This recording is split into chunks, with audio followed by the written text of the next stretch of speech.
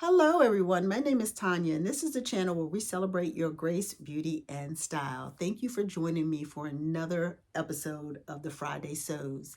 Friday Sews is a hashtag that was created by Jen with Jen's Sewing Room, where she's bringing the sewing community together to talk a little bit about life and a little bit about sewing.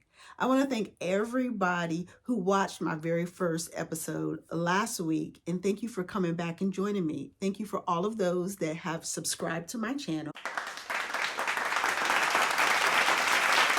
Well, what am I wearing today? So this is something that I made last year, and I never did post it on Instagram, but it's a new look pattern. It's new look 6644, and it is view A, as you see here. I always put the date so I remember when I actually made this, right? And it's made with an animal print. So this is what it looks like. It's nice and comfortable. I love the V-neck. I remember the very first V-neck that I made and it came out kind of wonky, but this is like dead on center, which I just love. I love this. Well, I talked about two projects that I would be working on throughout the week. So let's go over and check that out. Let's take a closer look at this project. Last week, I talked about how I was going to do a simple project of the hand sanitizer holders. I end up making a total of 12, which I will give away. I've already given away 2. I have a friend that's going to Africa with her family, so I thought these would be great gifts to give to them to take on their trip. I wanted to show you some of the tools that I used to complete this project. So my project started off with this bundle from Tuesday morning. I paid $5.50 for the bundle, and there's a total of 5 different prints, and they're a quarter yard a piece. So I've got plenty. I've got 2 more bundles of that. The hardware, you have this swivel hook. I bought it because it did swivel, right? And you just open it up here so to clip on. So it was a pack that I bought from Amazon. Here is the pack. There's a total of 80 pieces. And if you want to get the name of it here, you can do a search on Amazon for this keychain hooks. $13 for 80. There are 5 different metal colors that are available in this pack. So that was another reason why I chose this one, because of the different colors that were offered in the pack. Okay. I also use Velcro to open and close, right? That simple stick-on Velcro that I bought actually from the Dollar Tree. So dollar, got black and white. I thought it was okay for this simple small project. The next time I will buy Velcro without the sticky stuff on the back.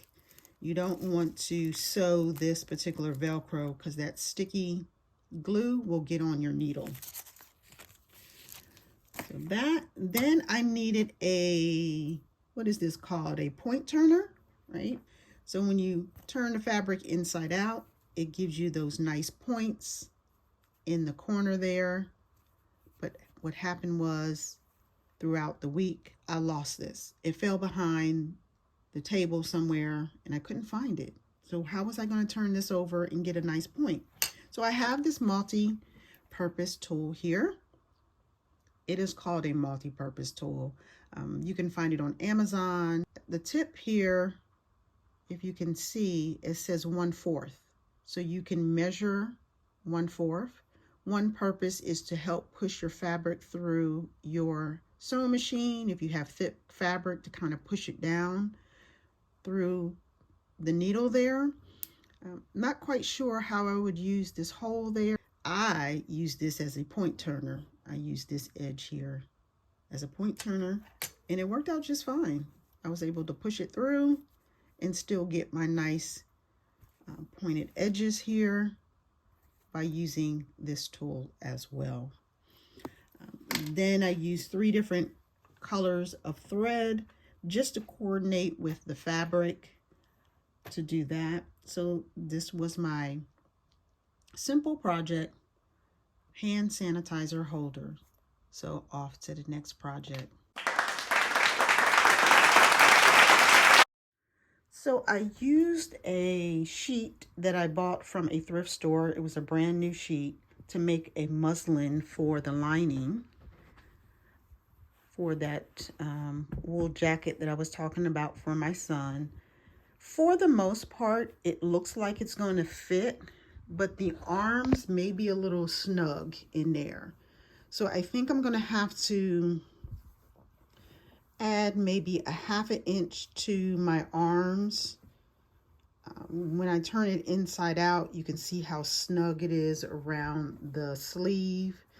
I haven't sewn the collar quite yet. This is just a muslin, just to make sure that there is a good fit. But I love the way it looks just like the jacket. I was surprised. I traced the different areas of the jacket, right? So here you have this for the front side that I traced, and then I traced the arm, right? And then traced the back, and then cutting 2 pieces for the back. So what's next? We're going to be having some cold days here in the next week, so I wanted to make something warm and cozy.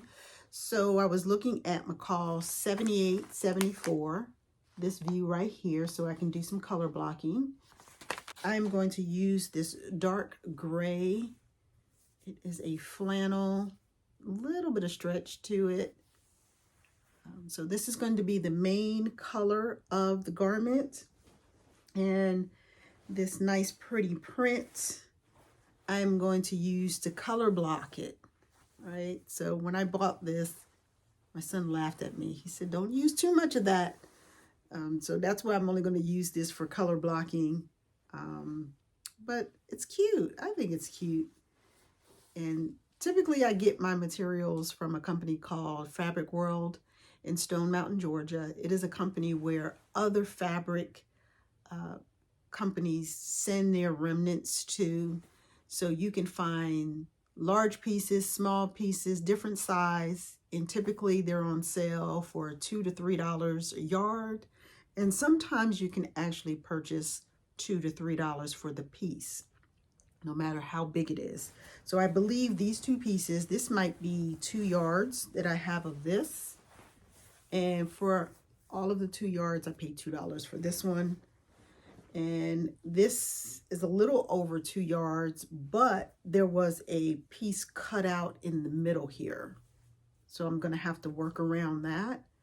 But I paid, I believe, $3 for this full piece of fabric here.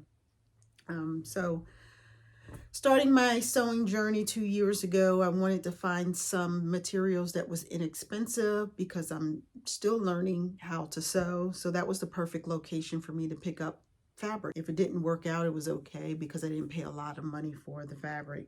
But I have been exploring online to pick up some fabric, going to Joann's. This is what I'm going to work on for sure. I want to do this over the weekend. Now I have a second project that I've been looking at for a while. I want to make a rain jacket. So I got this butterick pattern from a thrift shop. I'm originally from the Philadelphia area. So when I went home to visit last year, I went to a thrift shop and I found this. It looks easy, comfortable. The only thing different that I think I want to do is add a zipper in the middle. But I may not need to because there looks like there's ties on the side here. So it's something you just pull over your head and you tie it on the side. So because of that, I may not add the zipper in the middle. The only thing about this pattern is that it's too small. So I'm going to have to grade out and make it larger. I'm going to give a try on grading out. Sometimes that works for me and sometimes it doesn't, but I got this fabric here. Same place, Fabric World. and it has apples on it. I just thought it was so cute. I just thought it was so cute, and it would make a nice raincoat or a rain jacket, rain poncho. But I believe I've got almost 3 yards of this fabric, and I'm not sure what type of fabric. There is a little bit of stretch in there. Right.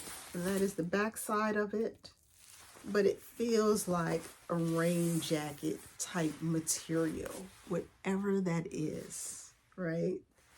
So I thank you all for joining me for this week's Friday Sew. I had a lot of fun putting this all together. So I look forward to seeing you next week. So if you haven't subscribed, go ahead and subscribe to the channel, because I will be back next week.